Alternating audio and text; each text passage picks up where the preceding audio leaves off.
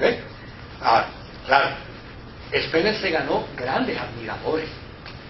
Mucha gente dijo, oye, este hombre está diciendo la verdad. Pero los jefes de la ortodoxia luterana no lo vieron con buenos ojos, sino por el contrario, lo atacaron. ¿Y cómo lo atacaban? Decían, Spener no aprecia las doctrinas que tantas disputas nos han costado, como si lo importante fuera la discusión, el esfuerzo, la pelea. Decía, no, él no sabe apreciar, hemos peleado por esto. Y Spener le decía, pues precisamente eso es lo que les estoy diciendo, que no hay que pelear, que no hay que pelear. Entonces, lo otro que decían de Spener era, este niega la autoridad de nuestro reformador Lutero. Él decía, no, yo no estoy negando su autoridad, lo contrario, yo estoy diciendo que necesitamos concluir lo que él estableció. Por el otro lado decía, Spener es un calvinista disfrazado de luterano, que los calvinistas lo han metido aquí para destruir la obra luterana. Y desde luego no lo aceptaron. Hubo un elemento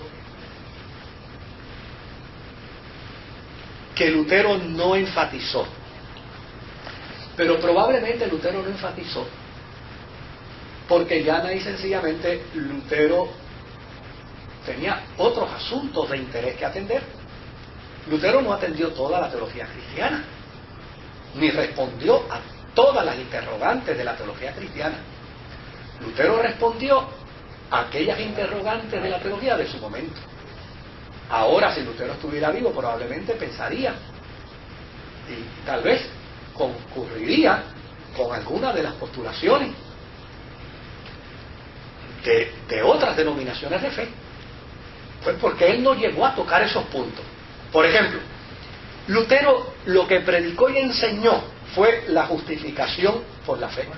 Eso fue lo que él predicó y enseñó. Lutero no habló de la santificación, porque a fin de cuentas para Lutero la batalla con los católicos era por la cuestión de la justificación por la fe, porque la santificación los católicos le enseñaban diciendo que se santificaba el hombre por obra. Entonces, desde luego, él decía, yo no voy a tocar ese tema, porque el tema fuerte aquí es justificación por fe, no por obra. ¿Ve? Por ejemplo, hay gente que dice, ay, pero Lutero es un irrespetuoso. Digo que el libro de Santiago era un libro de pura paja. Óyeme, pues claro que lo tenía que decir. Si los católicos nunca habían usado el libro de Santiago, lo vinieron a usar cuando Lutero implantó la reforma. Entonces, porque encontraron fundamento en que la fe se demuestra a través de las obras. Y claro, como Lutero no estaba bregando con el asunto de la santificación, pues simplemente dijo, yo no le voy a hacer ningún caso al libro de Santiago, y lo echó para el lado. Pero desde luego, cuando uno trabaja con el contexto histórico del libro de Santiago, uno descubre que el libro de Santiago no es un libro para enseñárselo a gente no convertida. El libro de Santiago es un libro para enseñárselo a gente que ya es cristiana. Porque es cierto, los cristianos no nos salvamos por obras, pero a través de obras demostramos que somos cristianos. La fe sin obra no llega. Porque la fe sin obra es muerta. O sea, ¿cómo yo puedo demostrar que soy cristiano con mi vecino si lo veo enredado con un problema, con el bonete alzado y la batería agotada? Y yo prenda mi carrito y lo mire y siga caminando. Yo voy a orar por ti. ¿Verdad? O sea, ¿qué clase de cristiano yo soy para mi vecino? ¿Verdad? Ahora, si mi vecino ve que yo le digo, oye, yo estoy atrasado, pero vamos a prender ese carro, yo voy a buscar los cables, yompear y vamos a yompear. Entonces, cuando yo le digo que soy cristiano, dice, oye, fíjate, es cristiano sí, porque mira, me ayudó. Pues ese planteamiento Lutero no lo tocó. Pero eso no quiere decir que Lutero no lo avalara. Ahora, claro, Calvino, como la teología de Calvino era una teología, obviamente, que estaba más enfocada hacia cristianos no era una batalla contra los católicos, pues Calvino sí con calma pudo desarrollar una mejor teología sobre la santificación. Por ejemplo, Calvino decía que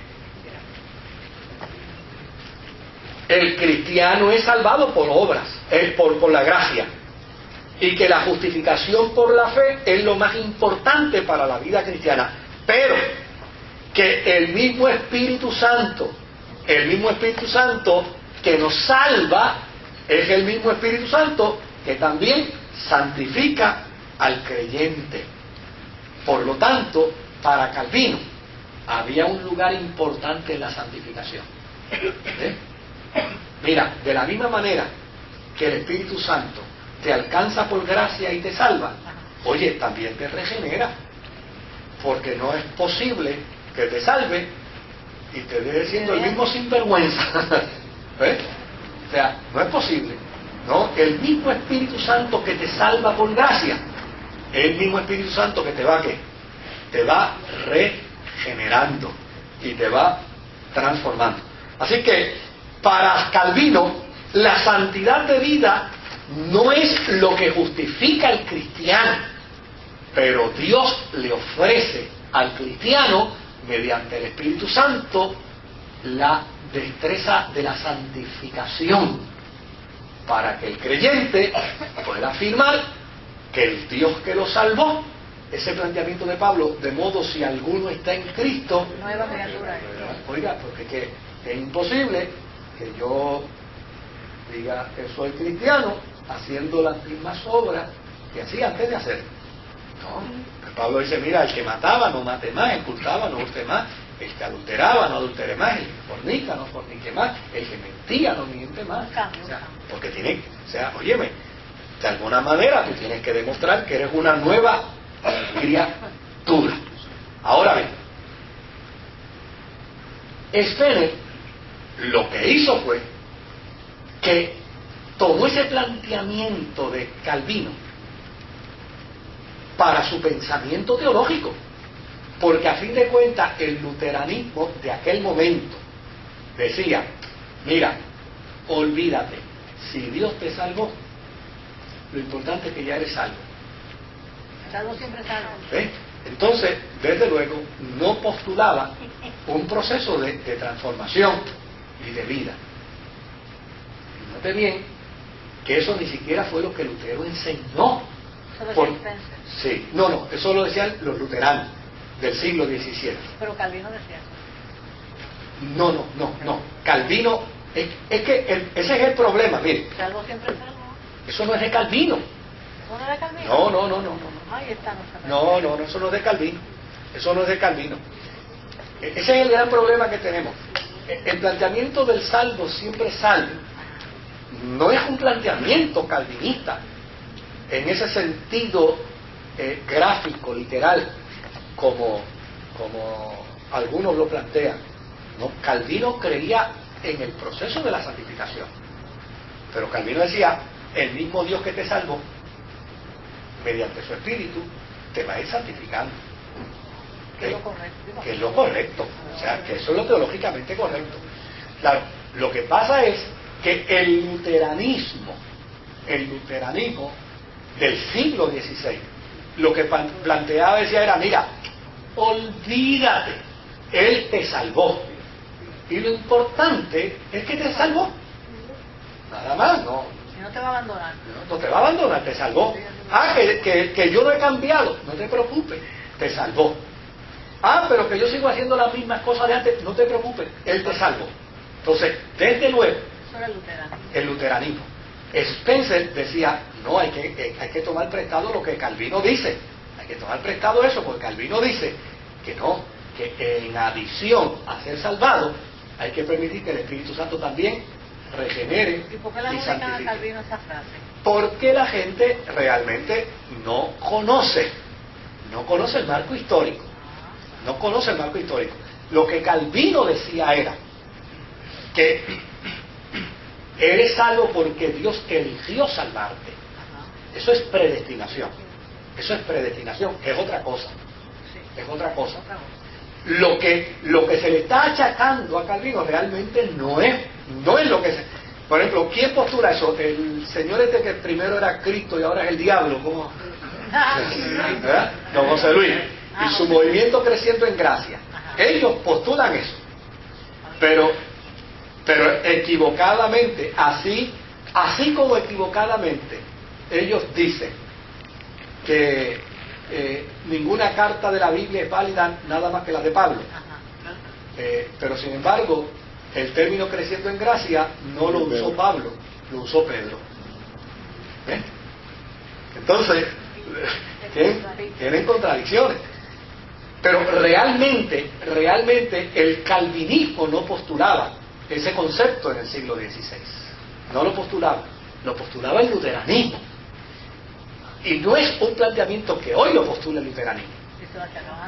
Tampoco lo postula el luteranismo, porque hoy la iglesia luterana, obviamente, que tiene sus posturas teológicas, tal vez en las que uno no concurre, pero la iglesia luterana hoy le enseña al cristiano, que es luterano, óyeme, si eres luterano, que se te note. O sea, no puedes vivir una vida... Un curso de teología que yo cogí reciente, reciente hablo de 2 años. Volvieron a insistir con el salvo siempre salvo a Calvino, o sea, el otro día. Sí, pero realmente no hay ninguna evidencia. Lo que Calvino decía era, si ya Dios te escogió para salvación, obviamente Dios te escoge para salvación en su eterna sabiduría, en su eterna ciencia, pues no puedes cometer errores. Si ya te escogió para salvación, pues ya eres salvo. Eso no es una licencia. Pero eso no era una licencia porque ya eres salvo, puedes hacer lo que te da la gana. Y ya salvo. No, eso Calvino no lo enseñó, ¿ves? Eso no lo enseñó Calvino. Esa fue una interpretación del luteranismo en el siglo XVI, que ya no es tampoco. Que ya no es. ¿Qué pasa? Pues, obviamente, si a la mujer que Jesús perdonó, que le van a apedrear, todavía le dicen adúltera, pues, disculpa. Los dones son irrevocables, dicen, yo llevo poco tiempo, sí. ¿verdad? Y estoy interesado, y qué bueno que estoy en sí, que la encontré. Amén. Hay algo por ahí en la mitad, en algún sitio dice que los dones son irrevocables, tiene que ver con eso. Eso yo estoy considerando, y me voy a anticipar, ¿no? Una vez terminemos esto, voy a trabajar con las grandes doctrinas de la iglesia, para trabajar con aspectos de doctrina. Por ejemplo, la irrevocabilidad de los dones es algo que yo atribuyo a la soberanía de Dios, pero yo no puedo, o sea yo no puedo, perdonando a los abogados, ¿verdad? Yo no puedo utilizar el marco de una ley para lograr convencer al juez de que mi interpretación de esa ley es la correcta, que es lo que usualmente, pues obviamente, los abogados hacen frente al juez. No necesariamente. Bueno, no necesariamente, pero... Si la ley no es clara. Si la ley no es clara... Pero si es clara... si la ley es clara, es clara. Pero en el marco de la fe, en el marco de la relación con Dios, no hay leyes que no sean claras. O sea, las reglas de Dios son claras.